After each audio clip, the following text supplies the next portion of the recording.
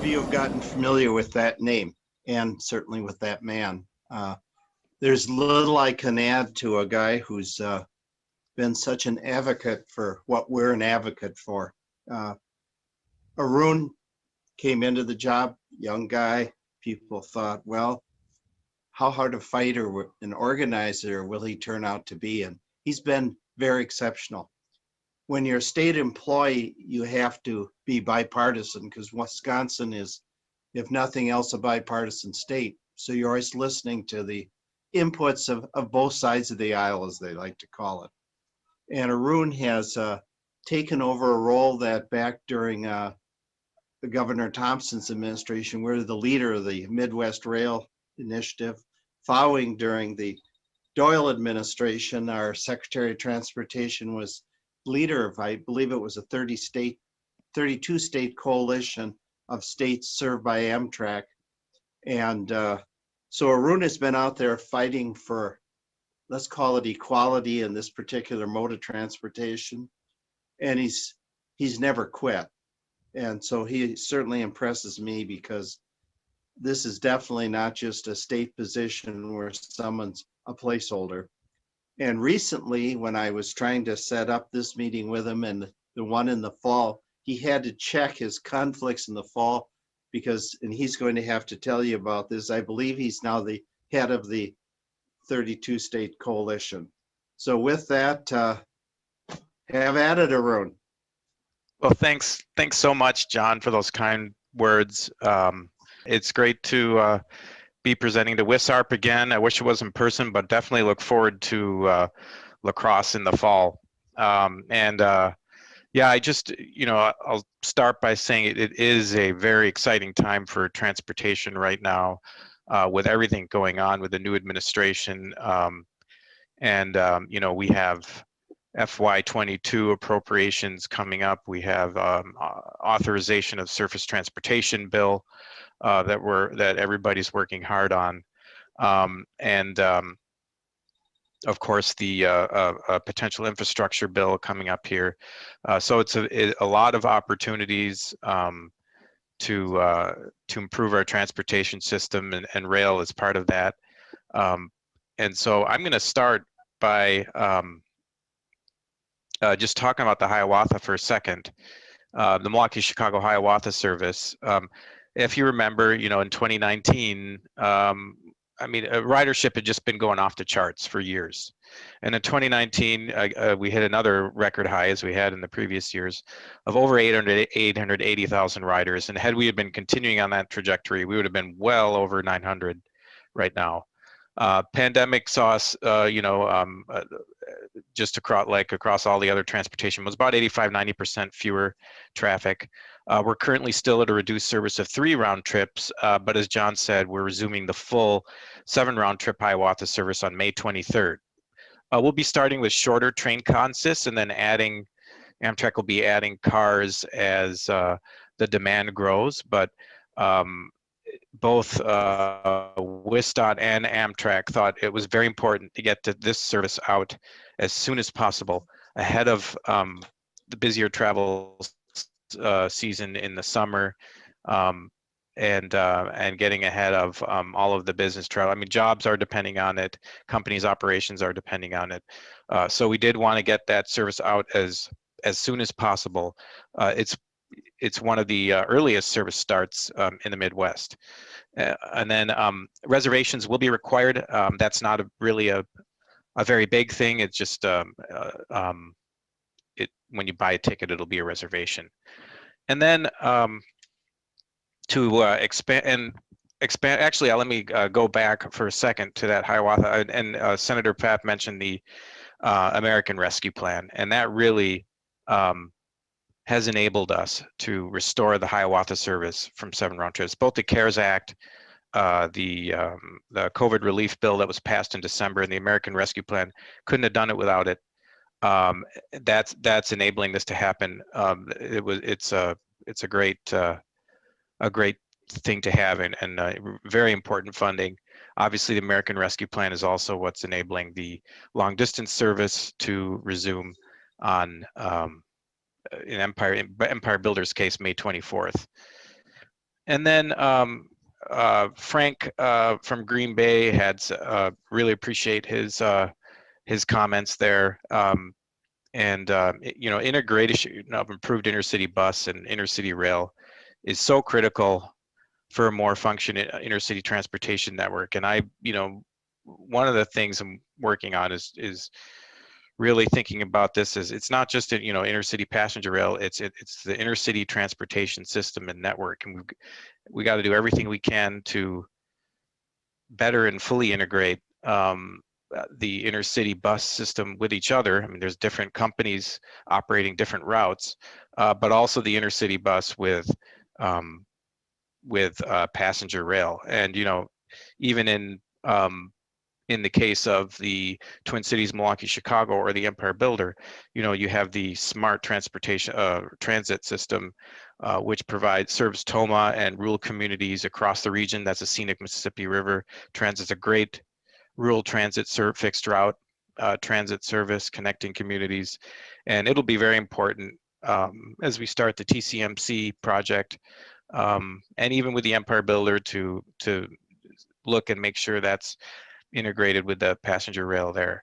But also you know, this Green Bay, Fox Cities, Fond du Lac, Milwaukee, connecting with Hiawatha trains to Chicago, new Amtrak dedicated throughway bus service that never was really able to fully get off the ground before the pandemic hit. So we had started that in 2019. And that was 2 new daily round-trip intercity bus trips contracted by Amtrak, Amtrak branded in WisDOT's contract with Amtrak for the Hiawatha service. We were able to use cost efficiencies with the Hiawatha service and leverage that to expand the benefits to other parts of Wisconsin by doing this. And that was reduced to 1 round trip during the pandemic. And just right along with the Hiawatha resumption of 7 round trips, that's going to be, those 2 round trips are going to be resumed. So you'll have, combined with the existing Lamers intercity bus service, 3 round trips on that corridor connecting with Hiawatha trains to Chicago. We have the Milwaukee, Chicago, Hiawatha expansion to 10 round trips daily, which has been a priority for years, and I'll just point out that, you know, it's obviously very important for the busy multimodal Interstate 94 corridor there, and the challenges there. It's very important, and this has become an integral part of that transportation system. But it's also the expansion to 10 round trips, and I'll just emphasize this, you know, is very, very important to future expansions anywhere else, and that's and the ability to do those efficiently. Those additional slots it's like a funnel. That segment, Milwaukee to Chicago, of those additional slots of getting into Chicago are critical in terms of from an operating standpoint, from a train turn and schedule standpoint, of any extensions further beyond Milwaukee to the north or west. So just wanted to emphasize that. And then we are making ongoing progress with that project, with the 10 round trip project, in terms of incremental build of required railroad improvements with the recent grant awards that I'll just touch on. And then the continued analysis that we're doing now with the Holst Railroad, which is going well. It's taking a long time, but it is going well. With the host railroads to look at alternatives to those projects that were removed in Illinois that were previously identified as needed to add the additional 3 round trips per day. So that is going well. The next steps after that modeling effort with the host railroads is done is to environmentally clear those additional projects, get agreement with the host railroads, apply for federal grants for design and construction of the remaining projects that are needed, and then add those frequencies up to 10 round trips. The grant, as I mentioned, incremental improvement in terms of projects to move towards a 10 round trip expansion. We've received 4 grants in the last year and a half to do that. And these are all projects that are required to expand service. and also have independent utility. And the first is the Milwaukee Airport Rail Station grant that was it's a 10.1 million project. Adds a second platform, as you can see there, with overhead access and everything at the Milwaukee Airport. With a lot of independent utility benefits in and of itself for the project, like capacity and reliability, accessibility and safety. But the project is required for increased frequencies as well by the railroads. And so we're done with 30% design. 60% design should be done around end of April, maybe mid-May, and then finishing up the final design and construction in 22 and 23. We also have signaling improvement project in Milwaukee Intermodal Station that's also funded. We are acquiring additional equipment for the Hiawatha service that's also funded and underway. We are, as you know, we'll be receiving new equipment on the Hiawatha service that will partially equip one of the train sets. There's 2 train sets operating the Hiawatha, and that'll be coming online this summer. But this will equip the other train set needed and also prepare the Hiawatha for, excuse me, expansion to 10 round trips. And then we have a pretty big project underway and funded, and that's the Muskego Yard Freight Bypass at Milwaukee Intermodal Station. Important for increasing capacity at the Milwaukee Intermodal Station, getting freights out of this, most freight trains out of the station and bypassed through the yard there. And also, you know, safety and community positive impacts from that project as well. So that's in environmental and preliminary design right now. Again, final design would be 2022, and then construction 23 and 24 for that project.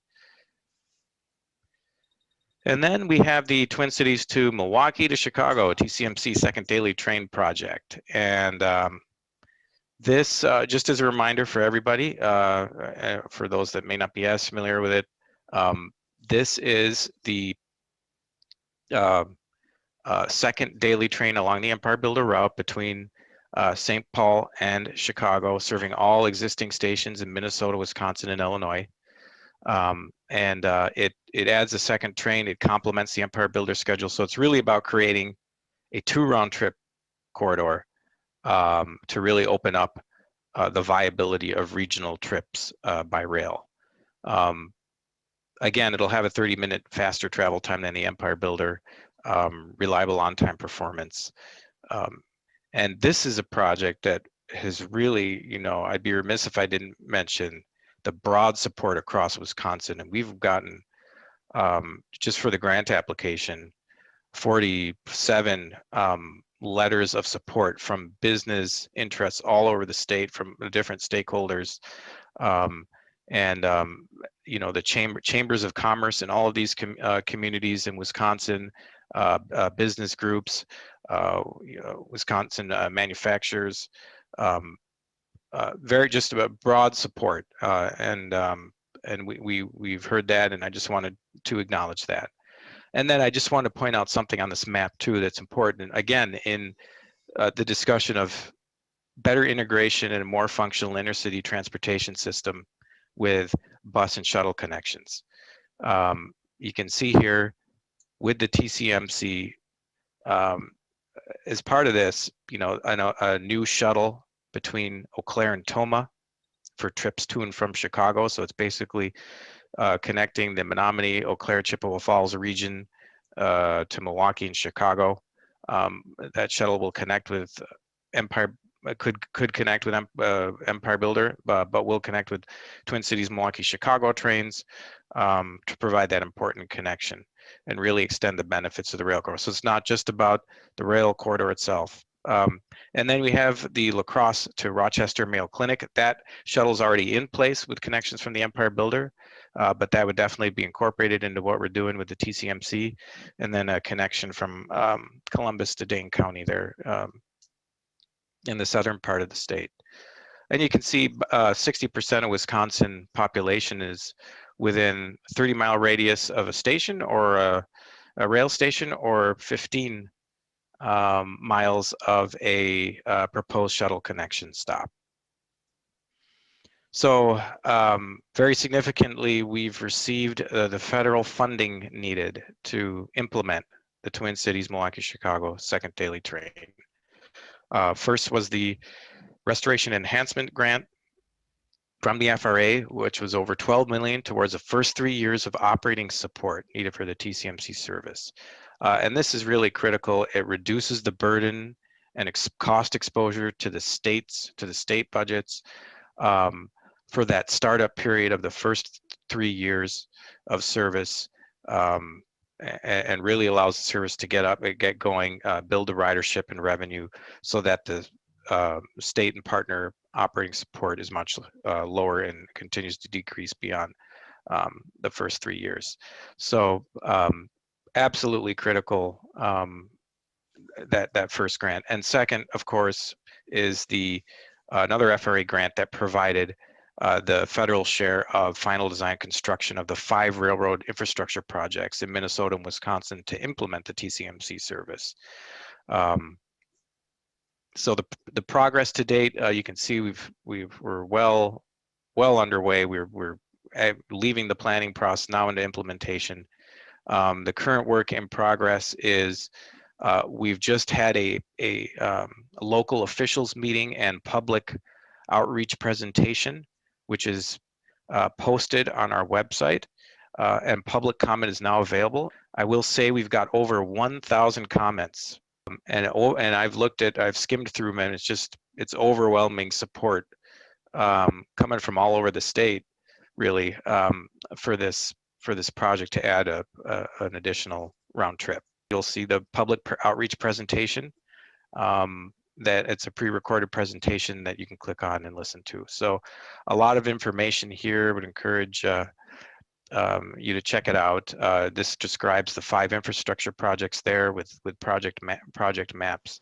The purpose of today's meeting is to update you on the progress of the TCMC project, review the preferred route and service levels, present the proposed railroad improvements needed to operate the service, and obtain your input. The TCMC project provides a second daily round-trip passenger train service along the Twin Cities, Milwaukee, and Chicago corridor. It uses we also have the environmental clearance underway, and that is pretty much, the documentation is pretty much done, and then we should be getting that in April 2021, next month. And then railroad agreements and securing the state funding matches. So each of the federal grant for $31.8 million for the final design and construction of the improvements requires a $6.2 million state funding match from Wisconsin and a $10 million state funding match required from Minnesota. Wisconsin's also part of a Midwest equipment pool, which consists of Wisconsin, Illinois, Michigan, and Missouri, for replacing all of the passenger rail equipment on Midwest state-supported routes like the Hiawatha with new next-generation single-level equipment that you see here being tested in Michigan. And these are Siemens-built single-level cars. They're really going to be transformational for the services across the Midwest in terms of operations, but also accessibility and passenger convenience. Just a lot of benefits and lower maintenance costs with this new equipment. So these 88 cars are being delivered as we speak in Chicago. There's over 18, I believe, in Chicago, and revenue service is going to be starting in late spring. So we should be seeing those out soon. And again, this is equipment that's jointly owned by Illinois, Michigan, Wisconsin, and Missouri, and leased to Amtrak for operations and maintenance. The Wisconsin Rail Plan 2050, I'll mention that's also underway. All right, so this is the Wisconsin Rail Plan 2030 website. Please keep an eye on it. There's opportunities for comments continuously. You can see the comment link here, right here. Clicking on that will provide the opportunity for email comments. There's also a pre-recorded presentation of an equity-focused webinar that we had that I know some of you were on. So please check that out. Good. This is the TCMC project website that I was trying to show you before. Public comment is now open. If you click on that, that will get to that public comment form. And we're asking for comments by April 9th. And then if under public engagement here, there's the March 2021 public outreach presentation, pre-recorded presentation. If you click on that, you can watch that. That's a YouTube live presentation. And again, there's the description of the projects, infrastructure projects here. You can click on them to see the project maps and more detail on those projects. And with that, I think that concludes my remarks. I'll turn it back to Mark. Thank you very much. We are going to take some more questions after Dan Krom speaks with MnDOT, but I just wanted to get these 3 questions in quick before we go over to Dan. This question came in from Clark, and he wanted to know what effect would the CP Kansas City Southern merger have on the second daily train, and if there would be a significant increase in freight service between Minneapolis and La Crescent, how might that affect the second daily train? We haven't had any indications from CP that there would be any impact. We meet with CP every week. I don't anticipate any impacts on implementing the TCMC with that change right now. We haven't heard any issues. I do have a question from Chris from Milwaukee, and he wanted to know what role would WisDOT play, with the current Biden administration, especially with Pete Buttigieg being in Secretary of Department of Transportation. Is there any increased relationship, as far as working with the Federal Department of Transportation at this point? Well, WisDOT definitely works with the USDOT and has that relationship there. So, I think that will continue. The current USDOT administration has been very open and listening and wanting to listen in listening mode, and it's just been very positive. And so I think that positivity is going to trickle down to all of its relationships with the states. So I'm very optimistic, and I've seen that. As John mentioned, I'm serving as chair of the 23 States for Passenger Rail Coalition, which is a coalition of DOTs and joint powers authorities that promote the state's interests in intercity passenger rail congressionally and with at the executive level with the FRA and the USDOT. And with Amtrak. So seeing that those good relationships strengthening firsthand through that window. Sure. I have a question from Scott Rogers, and he wanted to know which Hiawatha trips will get the venture coaches this summer, or will that vary based upon equipment rotation? That will vary based on equipment rotation. So yeah, it'll be hard to predict, which, trying to get on a Hiawatha with that new equipment, but we'll know more as that gets deployed later in the summer. Sure. I also have a question that came in from Charlie, and he wanted to know what would be the options of getting a train service back between Madison and Milwaukee. Well, I think, right now, the Wisconsin Rail Plan 2050 would be a good avenue to look at that, and that will be looked at in the rail plan, and providing comments and outreach on that. Yeah, I just had one comment here from Jay, and he just believes that comments sometimes that are on social media, Facebook, Reddit, that there seems to be interest or consideration for more service between Madison and Milwaukee. Hopefully that can be addressed at some point down the road in the future. So. Yep, we're seeing a lot of those comments coming in on the TCMC comment.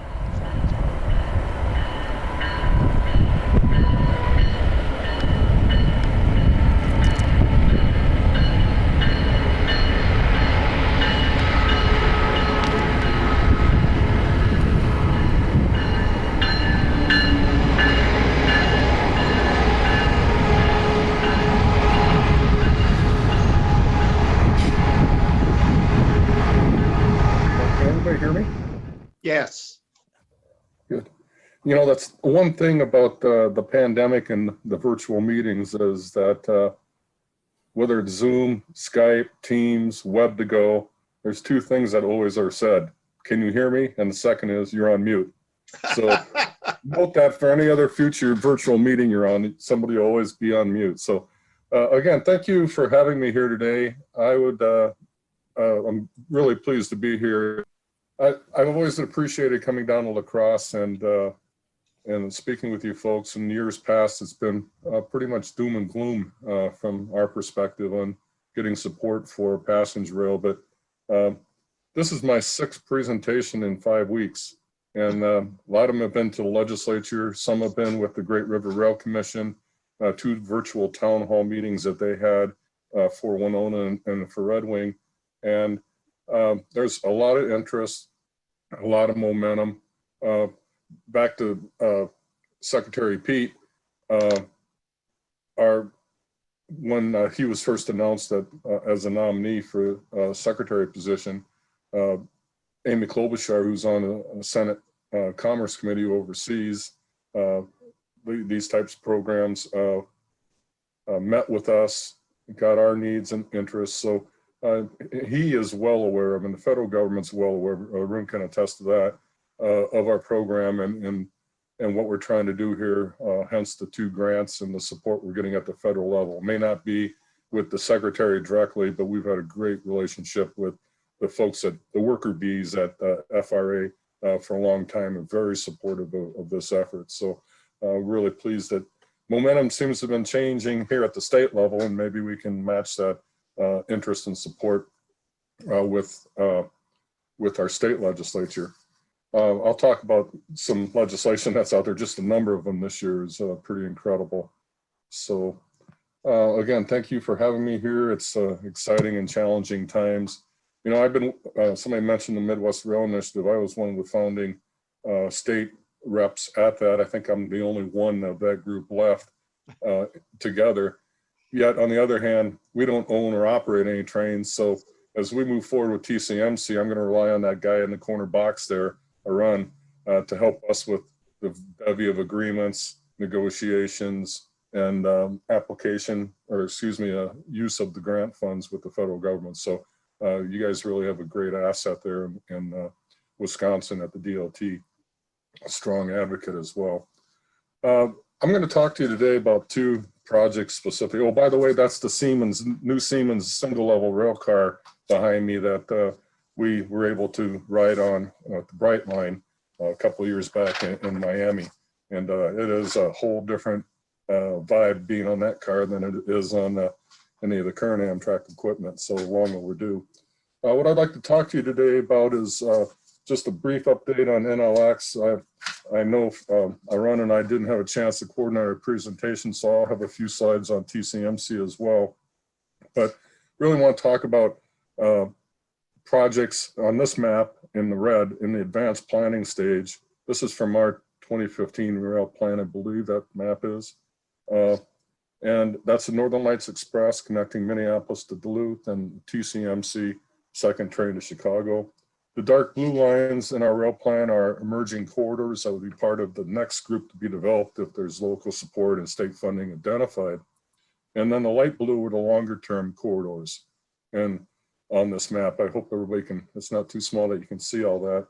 So we, have a vision for a long-term network in Minnesota, connecting, communities together and connecting the state to the Midwest region.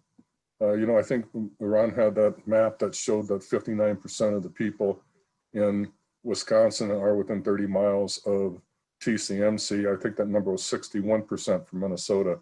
And that's a pretty telling number when you talk to legislators about that, and then the amount of support we're getting from communities along the corridor through the Great River Rail Commission, a strong partner for us.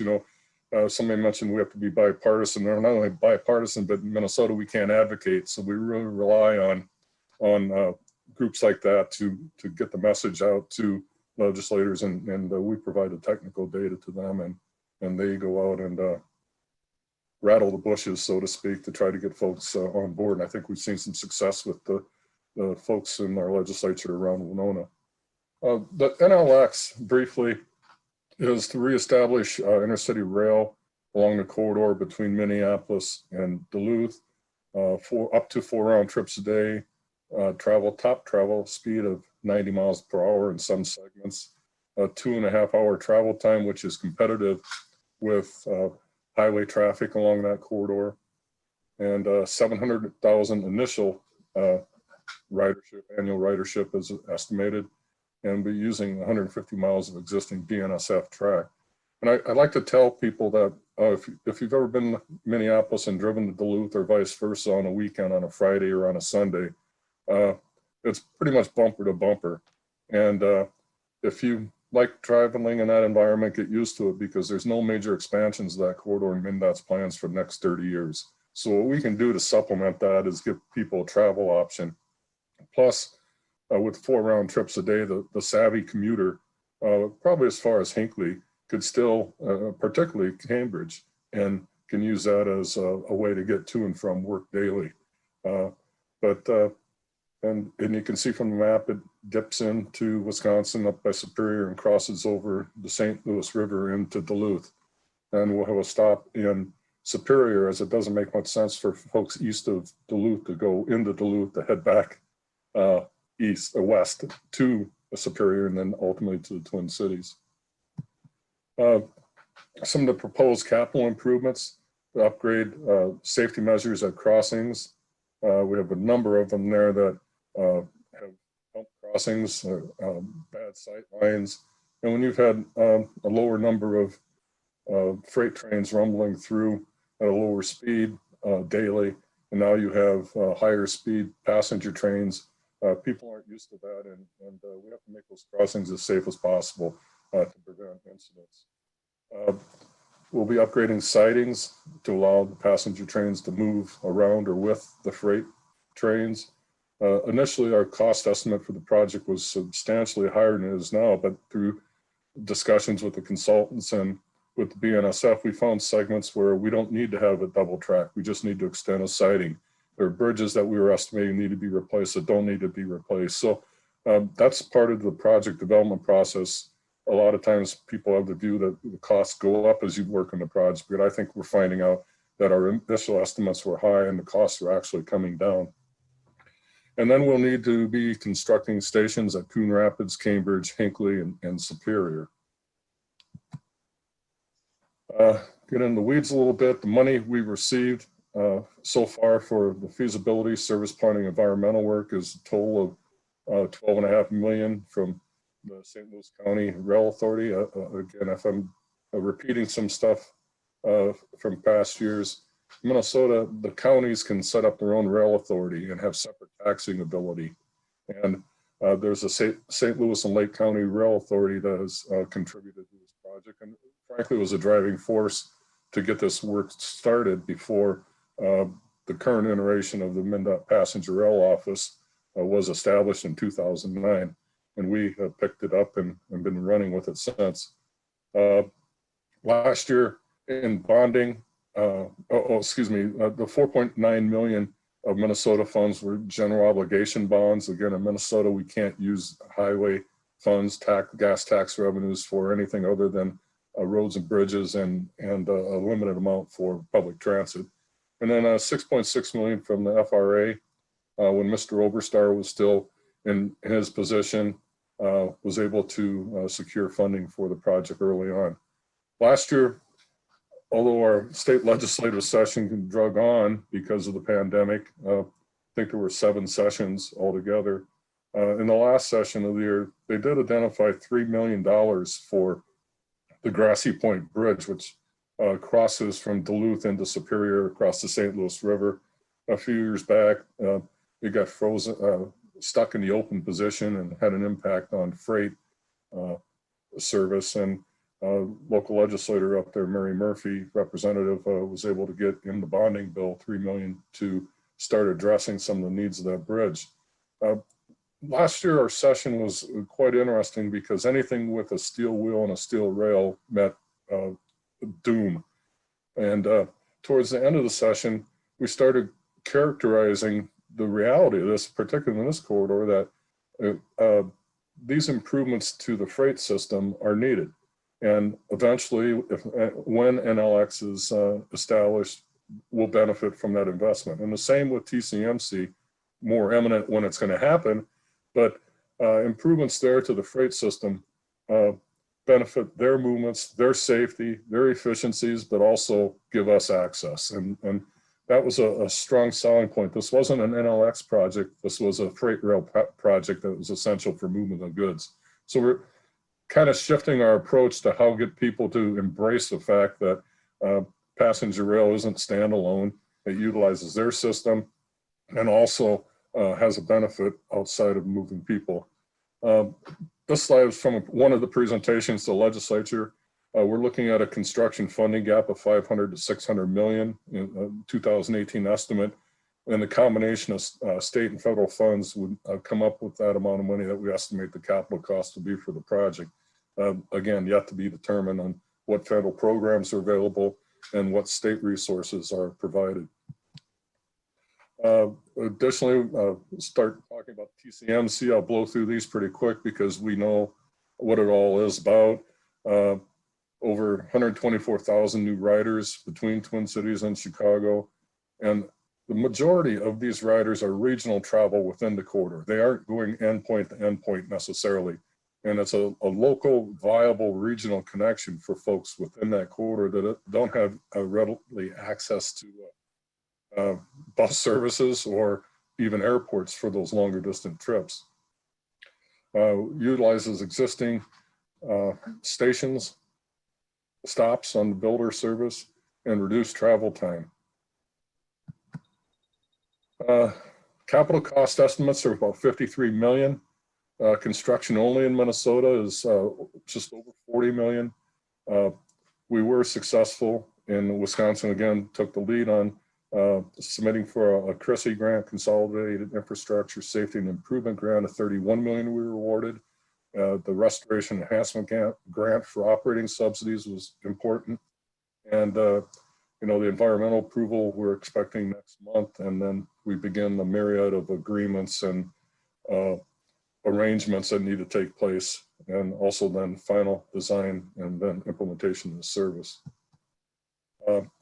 In Minnesota, which is the bulk of those projects, they'll be extending the Tower CK siding in Winona, updates to existing siding and platform improvements in the Winona Amtrak depot, some of which Amtrak will be doing. But if you've gotten on or off there, you know you have to walk across tracks to get to the depot, to the platform. We want to get that out of the way. And again, if we have a way of moving the Amtrak trains off of the main line, then the freight trains can continue to do their work as well. And I must say too, Arun has weekly meetings with CP. They're 100% supportive of this project long before they announced merger, and they've been a great partner. And we feel pretty fortunate to have a host railroad that wants to work with us and to make these improvements and make their system operate better. The Mississippi River Bridge Junction, there's a number of projects there. I'm sure they're all identified on the website link that Arun provided earlier. The La Crosse Depot, there's a list of the projects that will occur there. And then another piece is we're going to be exploring the old St. Paul and Midway Amtrak Depot as a potential light maintenance, provisioning, crew change facility for this service, and eventually may even serve that purpose for NLX. So we'll be studying that potential for that facility that Amtrak still owns. The funding to date, and again, these have all been all state and local sources in Minnesota and Wisconsin for the feasibility study, project development, and environmental work, total of 1.18 million. Listed below the amount of funds that are coming in from the CRISI grant. Again, I made this presentation to several legislative bodies and committees, and I try to bold as much as I can that there's 10 million needed from Minnesota for this project. And the funding gap of 10 million will leverage another 43 million for the entire project for our commitment to this program. One final, or a couple final slides then. Like I mentioned, there's a bevy of proposals out there in our legislature, which they've had to have their first hearing, I believe, last week on all these bills. And then I'm sure I'll be called back in to testify again on a number of them. But the first one is House File 1109, $4 million in bonding to continue engineering and design activities for the NLX project. We have a number of things that we can start to do absent the big dollar amount for the entire corridor, such as crossings. We have a aggressive state crossing improvement program. We're going to be coordinating funding with that program into improvements at real specific areas along the TCN, or excuse me, the NLX corridor. 1251, $10 million in bonding for the Chrissy. That's a standalone bill that we have a very strong support. And I think she may have even spoken a few of these before, maybe not. Alice Hausman used to be chair of the House Capital Investment Committee, but she's been a strong proponent of passenger rail. Actually, it was critical to us getting the first 26 million to start our program back in 2009. And her thought was, you'll see down below, there's a 1637 is 10 million in general fund appropriation versus state bonding. Her sense when she introduced these was that there may not be a bonding bill that's passed. And now that we have a state surplus budget estimate of 1.6 billion, she put in a marker for 10 million in general fund appropriations and 10 million in bonding. With the bonding bill, though, the Capital Investment Committee, the House, comes up with their own omnibus capital bill, and that includes 10 million for the TCMC project. So you can see there's three pieces of legislation there. Two of them require bonding, and one is a general fund appropriation. As I mentioned, we can't use highway gas tax revenue, so we can't even use trunk highway bonding for this. We have to use general fund bonding. So again, in terms of bonding and appropriations, we're competing against libraries, schools, other community projects for the amount of funds. The next one on the list is 1393, $500,000 to look at, again, appropriations for a feasibility study for the Twin Cities Northfield Albert Lee corridor. Bonding funds cannot be used unless you have a defined corridor and a defined project. Feasibility studies can't be funded through bond funds. So there had to be a $500,000 general fund appropriation to look at that corridor, begin the discussion and dialogue with the communities along the corridor and do a feasibility study to move forward. Again, one of our second tier projects identified in our state rail plan. And then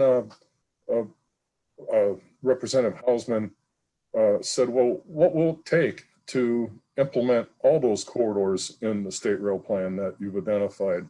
And what we tried to look at was $160 million to advance these projects, 10 million for TCMC, again, another marker to get this out there, 100 million for NLX, and then 10 million to develop these other projects listed below, downtown to downtown connection, which is probably the most critical link that we need to address. The capacity through there's maxing out, and if we ever want to have a statewide network, we need to really address that corridor.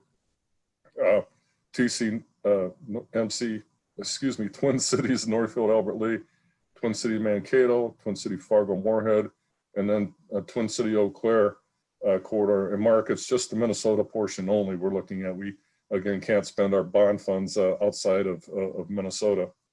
And again, this is what we estimate if we receive funding for the more grand goal of implementing the state rail plan. This is what we feel we could obligate in the next 5 years. But our estimates for the entire corridor, the corridors, that's just the first 5 years. Post 5 years, we're estimating state funds of about 643 million on top of that, and 40% federal share at 538 million. So to implement all these corridors, we're estimating about $1.3 billion. Now that number is a little bit big for legislators to embrace right now. So we started small, and even the 160 is going to be a stretch, but we wanted to start getting it out there that we do have a plan, we do have a network envision. And this, if you're serious about this, after you give us 10 million for TCMC, then this is where we would be focusing our efforts. And then to end on a happy note, there, if you know our legislature, we're the only one in the country that has a split legislature. And the Senate Republicans are in control and have a real aversion to trains. And the House and the governor obviously are Democrat and very supportive. But the Senate File 957 is the shot across the bow to eliminate all the general fund appropriations for passenger rail activities. Now, the office budget hasn't increased since 2009. We were able to use bond funds to help supplement work on the corridors that we've been developing, but those funds were consumed and used by 2015. So we've been limping along on life support here just to have staff to continue real passenger rail activities. So there's always the effort to eliminate the passenger rail program altogether. And this doesn't stand a chance of passing, but it's, again, the shot across the bow. So with that, be reached by email and access information on TCMC, either on our website, or if you want more information on NLX, that's available on MnDOT's website as well. So with that, I'm available for questions. Thank you, Dan. I think what I'd like to do at this point, I'm going to put Arun back on, and I do have several questions that have come in, and we can address them to either Dan or Arun, and I will unmute you, Arun, so you can speak as well here. Bob Fisher, and he had some concerns or questions about the platform at the La Crosse Depot. He indicated that there seemed to be some confusion over platform height and the second through track. Any thoughts or input on that, Arun or Dan? Yeah, this is Arun. So the TCMC project is going to restore a platform that is closest to the building.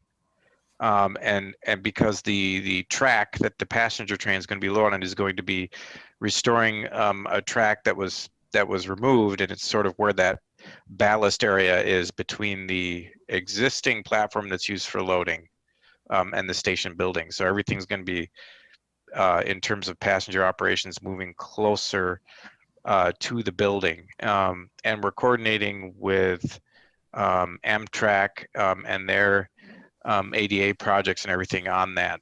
So we should be all coordinated on that front. But if there is anything that we need to do with La Crosse further, I'd love to hear about that, and please, contact me.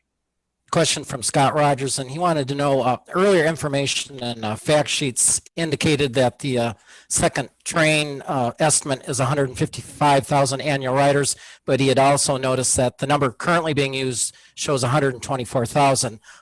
Any estimates on the revised numbers? Dan or Arun? Yep.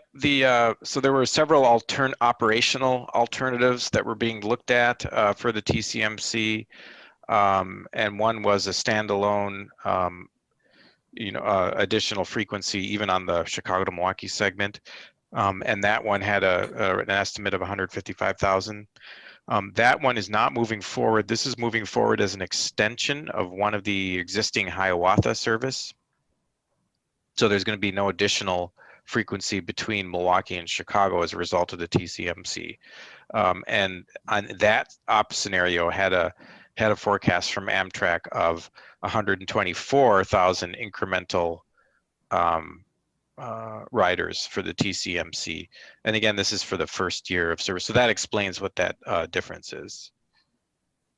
Alrighty. I do have a question here from Frank in Green Bay, and I guess this would be probably more addressed to Arun. The DuPlainville, Wisconsin CPCN connection has recently been lifted. I'm assuming you meant taken out. And this has strategic importance and would be the quickest way to establish potential Fox Valley service in Wisconsin. What steps would be taken to safeguard the land from being redeveloped and possibly using this area as a strategic road or highway route versus keeping it preserved for future rail use. Yeah, and I did get that question, and I have checked with our freight rail director as well. Really not much that we were in a position that we can do about that CN, about the removal of that. But you know, that would, it's still railroad owned right of way. I don't anticipate any changes to that right of way happening. So that would have to, you know, we would have to restore that for service up to Green Bay if that went forward. Alrighty. If that was the routing, there's a few different route alternatives, but if that was the routing. Sure. I have another question. This came from Nona, and maybe this might be something Dan could address. She wanted to know about the potential future train route service from the Twin Cities down to Des Moines and potentially to Kansas City. Is that something that MnDOT would reprioritize or maybe give more priority at some point in the near future? Or what are your thoughts or takes on that, Dan? Well, as I mentioned, there is interest along that corridor. Strong advocate Susie Nakazian in Northfield's been beating the bushes at the legislature trying to get funding to look at that. Again, it's in our second tier of corridors to look at. I know Brian Nelson in Aalborg, Minnesota has done some extensive analysis of that as well, far more than we've been able to, again, with limited resources and frankly, very not much interest on the part of Iowa to move forward with that. And if we receive the funding, we're going to be more aggressive in reaching out to them and seeing what their thoughts are on establishing that corridor again. But again, when you're staff of 2.5 people and you have $500,000 to fund staff and also try to squeak out some money for some smaller contributions and projects, it gets a little tough. And I will say, Wisconsin La Crosse Area Planning Organization, the Great River Rail Commission, all aboard Minnesota, of all strong supporters, and some of them financial, and in times when Minnesota hasn't had an opportunity to advance other corridors other than focusing on Tcmc and Alexis to a point where we, if we have real money at the table, the BNSF will be there to negotiate with us. But again, we're focusing on those two corridors primarily, and then we'll look eventually, hopefully not too long down the road, to service down to Des Moines and Kansas City. Alrighty, and I have a question here from Dave Rasmussen. He wanted to know if Minnesota is not able to come up with the 10 million, is there any possibility, a chance of corporate naming for various infrastructure? Any thoughts on that? We're focused on the legislature. I don't know if we're going to find anybody that's going to be a corporate sponsor for 10 million on this. I mean, Amtrak's putting money at the table as well to make this happen. And with the change in administrations, we don't know what sort of infrastructure program the Biden administration will come up with.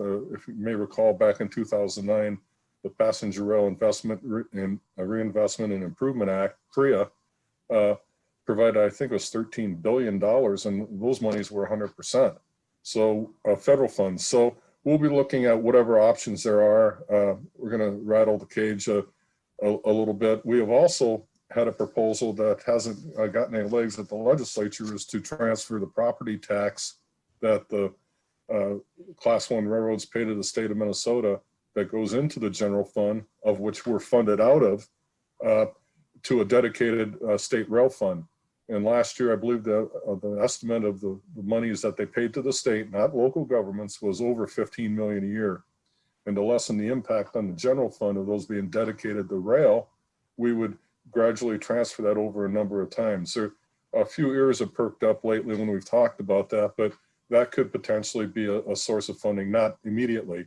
We're focused on getting the money out this session of the legislature. We have strong support with the governor, with all those bonding and appropriation bills there. It may be a matter of a negotiation at the end of the session to get some concessions out of the Republicans in the legislature to support projects such as this. So we haven't thought about corporate naming rights. People have also said that we should be working with the casino in Hinckley more closely and getting funding to help move that project forward.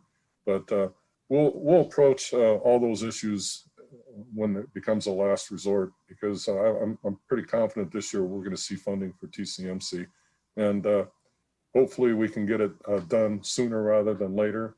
Arun said September is when the monies are due. We have a pretty aggressive schedule in trying to get the federal funding in place. What could happen though, and you know, doomsday scenario is if we don't get the funding, the grant is awarded to Wisconsin, and Arun, correct me anytime you want. The grant with the federal government for the 31.8 million it goes to Wisconsin. So one of the agreements is the cost sharing agreement we have to work out, the transfer of the funds for project improvements in Minnesota from the feds through Wisconsin to Minnesota. So the way it's set up is projects in Wisconsin La Crosse area could advance. Again, Arun, correct me if I'm wrong, they could advance, and when Minnesota's money comes to the table, then we could start the work with the railroad and then get reimbursement through Wisconsin for that. So it won't hold up the work in Wisconsin if we don't have the 10 million this session, but I'm pretty optimistic this year for once. Alrighty, and I have just a quick question from Charlie. He was curious to know why it seems like some legislatures in Minnesota aren't very passenger rail friendly. If you don't care to comment on that, I understand, but the question was asked.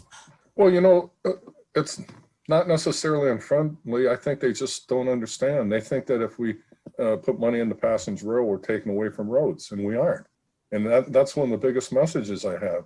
Some of them have an aversion to the light rail program in the Twin Cities, and they don't understand the difference between intercity rail, commuter rail, and also light rail. And so we're all just lumped in together. I mentioned earlier an aversion to anything with a steel rail on steel wheel on steel rail on the part of people. So, you know, it is what it is, and we just try to work through it. I will say though, Republican legislators in Winona particularly have been sponsoring or the bill for the 10 million for TCMC against their own caucus's wishes at times. So, and one of them, Jeremy Miller, is the president of the Senate, and he's sponsoring a bill for passenger rail. So I'm sure that those caucus discussions might be kind of interesting, but you know, beyond that, I don't know. They just don't see the value of moving people by any other means than by vehicles, buses, or airplanes. Well, I would just say thank you again for having us, and I feel a lot more optimistic this year than I have in the past. And if you have interaction with legislators or communities along the corridor in Minnesota, feel free to reach out and let them know what it means to folks in Wisconsin to have this corridor have a second frequency. Thank you, Dan. Thanks everybody again. Yep, thanks to both of you. We're glad you could join here. Any final comments, John? Yeah, no, just again, to thank both of you, and the idea that these states work together is, let's say, unique. And I'm certainly proud of both states' efforts on the part of these two men and their departments. And never say die, always look ahead, because you can get over these barriers. But a lot of it, when you're dealing with elected people, is making fiscal sense and then trying to be positive. So to both of you, keep it up from those of us at WisARP. And this is a reminder to the WisARP people on this, that you've got to carry water too.